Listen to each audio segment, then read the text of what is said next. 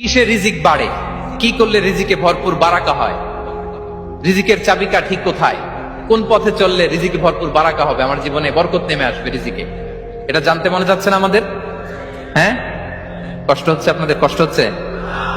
তাহলে কি করলে রিজিকে ভরপুর বারাকা হয়, কি করলে আমার জীবনে ভরপুর বারাকা নেমে আসে, এই পয়েন্টটাতে আমরা একটু আলোকপাত করি।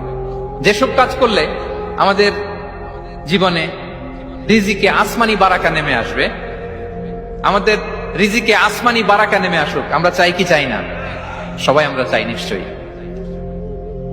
যে কাজ করলে রিজিকে আসমানি বারাকা আসে, এর এক নম্বর হচ্ছে তাকওয়াল্লাহ, আল্লাহর ভয়। আল্লাহ তাআলা বলছেন, ওমাই ইয়াত্তাকিল্লাহা ইয়াজআল লাহু মাখরাজা ওয়া ইয়ারযুকহু মিন হাইসু লা ইয়াহতাসিব। যে আল্লাহকে ভয় করে, যে আল্লাহ সচেতন, আল্লাহ তাকে মাখরাজ, মাখরাজ মানে কি জানেন? ওই যে এক্সিট লেখা না এদিকে, এই এক্সিটকে আরবিতে বলে মাখরাজ, মানে কোথাও আটকাবেন না, বের হওয়ার রাস্তা আছে, কোথাও আটকাবেন না, বের হওয়ার রাস্তা আল্লাহ তাআলা অ্যারেঞ্জ করে দিবেন। You will have the way out from crisis. ক্রাইসিসে পড়লে, সংকট মোমেন্টে আল্লাহ তাআলা ওখান থেকে এক্সিটের ব্যবস্থা আপনাকে করে দিবেন। ওয়া ইয়ারযুকহু মিন হাইসু লা ইয়াহতাসিব, এমন জায়গা থেকে আল্লাহ তাআলা রিজিকের ব্যবস্থা করবেন যে সে কল্পনাও করে নাই। এরকম অনেক সময় হয় না যে আমি ভাবিও নাই যে এখান থেকে আমার রিজিকের বন্দোবস্ত হতে পারে, কোত্থেকে যে রিজিক চলে আসলো, এরকম জীবনে মাঝে মাঝে হয় কি হয় না? ব্যবস্থা করেন কে?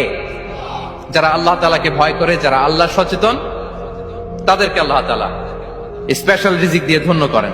তাকওয়াল্লাহ,